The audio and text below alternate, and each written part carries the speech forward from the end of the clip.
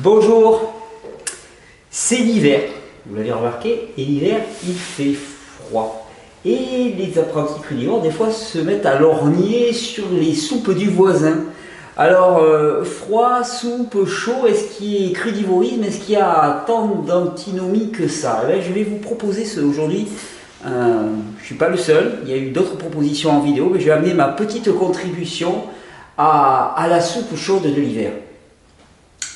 Faire des soupes, pour moi, c'est quelque chose de très important et qui passe avant tout simplement par trois ingrédients. C'est-à-dire un jus de légumes majoritairement, une matière grasse qui va venir épaissir, et puis des petits ajouts. Alors aujourd'hui, je vais vous proposer une recette très simple. C'est une recette qui va mettre en joie en plus avec de la noix de coco, des saveurs un petit peu plus exotiques on va dire. Une soupe chaude, alors c'est une soupe qu'on va réchauffer par exemple au bain-marie, on va réchauffer dans une petite casserole, qu'on va réchauffer à 40-42 degrés, c'est parfait, il ne faut pas aller au-delà, ça ne sert à rien, de toute façon, toute chaleur excessive qui est apportée au corps humain demande aussi un travail supplémentaire. Et donc avec cette soupe, eh bien, on va avoir quelque chose qui va être à la fois vivant, c'est-à-dire chargé de tous ces minéraux, de tous ces enzymes, de toutes ces vitamines qui n'auront pas été dégradées par la chaleur, et en même temps qui aura le côté satisfaisant qu'il peut y avoir dans une soupe chaude. Qui plus est, en partant d'un jus, on n'a pas les fibres, on est exactement comme dans le cadre d'une soupe dans laquelle les fibres des légumes sont cuites et recuites. C'est pas pour rien que nos grands-parents faisaient des soupes, parce qu'ils savaient parfaitement aussi que les fibres complexes, les fibres longues, les fibres non digestibles des légumes racines étaient particulièrement difficiles à digérer pour nos intestins. Et donc ils les faisaient cuire et recuire pendant de longues heures pour que finalement on n'ait pas de difficulté avec ces fibres. Avec l'extracteur de jus, on contourne ça. C'est-à-dire qu'on arrive à la fois à avoir l'entièreté du contenu vitaminique et ne pas avoir le problème des fibres. Alors on est parti pour cette petite soupe. Alors pour cette petite soupe, on va avoir des carottes, j'en ai déjà découpé quelques-unes, je vais en découper une deuxième. En plus c'est une soupe qui a une belle couleur, donc facile avec les enfants. Voilà, je coupe ma carotte. Quand je fais des jus comme ça, j'aime beaucoup découper ma carotte. Hop. Voilà. Et puis un petit peu de fenouil, qui n'est pas obligatoire, qui est optionnel, mais j'aime bien rajouter un peu de fenouil. Alors je ne vais pas mettre tout le demi-fenouil là.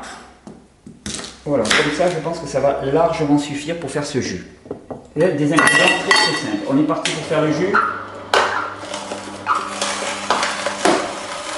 C'est très important quand vous faites une soupe, surtout quand c'est une soupe pour la famille, on va dire, d'avoir une couleur qui soit une couleur attirante.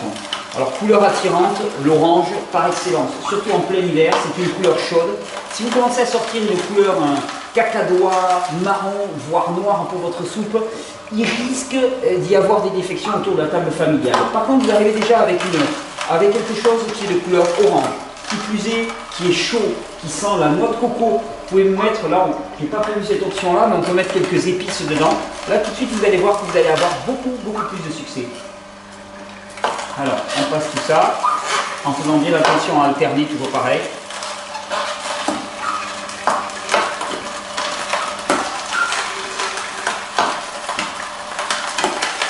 La carotte et le fenouil sont deux légumes bien durs, donc l'alternance là est facile et l'extracteur de jus attire son maximum. La fibre est très sèche, c'est là vraiment où il performe de manière excellente. L'avantage aussi, c'est qu'avec ces légumes, c'est des soupes qui sont très rapidement faites parce qu'il y a un très bon rendement et on obtient énormément de jus avec très peu de matière.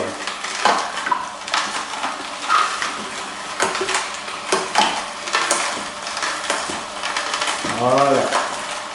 Alors après, vous allez voir, ces soupes, elles permettent toute la créativité. C'est-à-dire qu'on va pouvoir rajouter dedans des légumes qui vont avoir des fibres beaucoup plus douces, par exemple. On va pouvoir rajouter des matières grasses que l'on veut. Là, je vais partir sur l'option noix de coco, parce que j'aime beaucoup le mariage entre la carotte et la noix de coco. On aurait pu partir sur l'option avocat, par exemple, ou crème d'amande. Crème d'amande maison, c'est encore l'idéal. La noix de coco, c'est quelque chose qui va très bien avec la carotte, particulièrement en hiver. Donc on a notre jus de carotte. Donc l'idéal maintenant, alors là je ne vais pas le faire devant vous, ça serait de le réchauffer. Ensuite je le verse dans le bol. Hop, j'y rajoute l'huile de noix de coco. Alors l'huile noix de coco, la partie grasse de la noix de coco, elle se fige à basse température. C'est-à-dire que si chez vous il fait 19 ou 20, elle risque d'être sous cette forme. Alors sous cette forme, bon, pour la manger c'est agréable. Par contre, pour la mettre dans la soupe, c'est pas très agréable. Ce que j'aime bien faire, moi, c'est que je prends une cup, comme ça, ce qu'on appelle une cup. Je la chauffe légèrement sur le gaz, et puis j'y pose ma noix de coco, et qui va devenir totalement liquide. Il faut savoir que comme c'est une graisse saturée, elle se dégrade très peu à la chaleur. C'est pour ça que la formidable arnaque des huiles actuellement, c'est de nous persuader qu'il faut cuire avec des huiles, alors que les huiles sont des graisses insaturées qui se dégradent très rapidement à la cuisson, alors que les graisses saturées se dégradent très peu à la cuisson. Donc si vous devez cuire avec une huile, avec un produit, autant choisir l'huile de coco qui dégrade très peu. Ben, je la mets dans ma soupe. Hop là, comme ça. On va touiller. Voilà, tout de suite ça donne un peu plus d'onctuosité. Magnifique. Et puis là-dessus, qu'est-ce qu'on va faire? Eh bien, on va rajouter quelques petites germinations. J'aime beaucoup utiliser les germinations. Alors, on aurait pu les passer en jus. Moi, j'aime beaucoup utiliser les germinations pour décorer les soupes. Voilà, tout de suite. Ça va faire un petit peu de croquant aussi dans la soupe. Et d'ailleurs, l'huile de coco là qui fige un petit peu légèrement dans le bouillon de carottes qui est un petit peu plus froid, ça donne des belles irisations. J'ai oublié d'ajouter, très important, du plasma de Quinton. De l'eau de mer qui va donner ce côté salé très satisfaisant, surtout le soir quand on se prend une soupe. Alors à défaut, on me pose souvent la question, mais si on n'en a pas, est-ce qu'on peut utiliser du sel? Alors surtout, pas de sel blanc. Le sel blanc de cuisine raffiné est une catastrophe absolue. En plus, il y a des anti-agglomérants dedans, c'est un véritable poison. À défaut, une petite pincée de sel le plus brut possible, du sel de Guérande par exemple, le plus brut, le moins raffiné possible. Il sera beaucoup plus équilibré au niveau minéral. Nombre de ces minéraux ne sont pas biodisponibles. Mais bon, c'est un compromis, une petite pincée pour satisfaire une soupe. Il vaut mieux prendre une soupe comme ça et rajouter un petit peu de sel que de ne pas la prendre parce que finalement le goût ne nous convient pas et d'aller se ruer sur des soupes en briques qui seront absolument remplies de produits détestables. Et ensuite, moi ce que je fais, c'est une petite pincée de coco râpé pour décorer tout ça. On va rajouter quelques petites germinations. Et là, vous avez une soupe pour le soir qui rajoute un petit peu le côté croquant de la noix de coco, les germinations qui vont amener ce vert, c'est les saveurs. Tout là, il y a un petit peu de germe de roquette là qui va donner un petit peu de piquant. Après, on peut rajouter ce que l'on veut. On peut hacher très finement du brocoli, par exemple, très fin. Prenez la fleur de brocoli, par exemple, comme ça. Ben, vous le hachez très fin, vous le rasez un petit peu. Regardez ça. Vous lui coupez la larme. Et hop, on va venir parsemer par-dessus, pareil, là aussi. Et puis après, les déclinaisons pourraient être infinies. Qu'est-ce que j'ai là à côté de moi? Oh, du persil, on pourrait mettre un petit peu de persil. Enfin bon, à la fin, ça va devenir une espèce d'énorme pièce montée, donc c'est pas le but.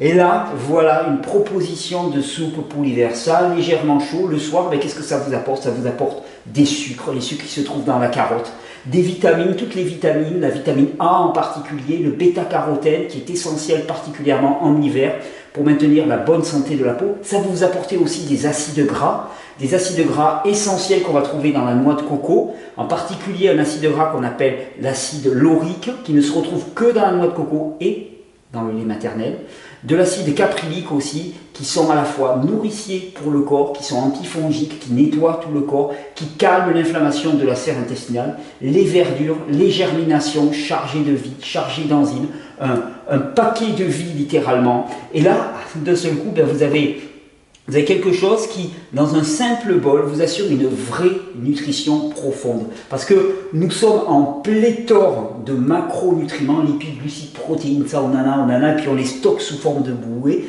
et on est en carence de micronutriments, de vitamines et de minéraux. Ça, c'est la réponse. Ça, c'est la réponse à ce besoin-là. Et c'est ce que je trouve fabuleux dans les jus, c'est que l'été, pour rafraîchir, l'hiver, pour réchauffer, on peut mettre un petit peu de piment de Cayenne, faut pas le dire, mais un petit peu de Cayenne là, pour faire monter la chaleur aussi, c'est toujours une réponse qui est adaptée. Alors ça, c'est une déclinaison, on aurait pu utiliser des verdures, on aurait pu utiliser un jus par exemple qui est délicieux avec du brocoli, céleri branche, un petit peu de pomme pour adoucir tout ça, et avec du sel, du plasma de Quinton, le mélange sucré-salé est absolument délicieux, mais dans tous les cas, ça fait une soupe absolument fabuleuse. Paul Régénération, bonne soupe, bonne créativité.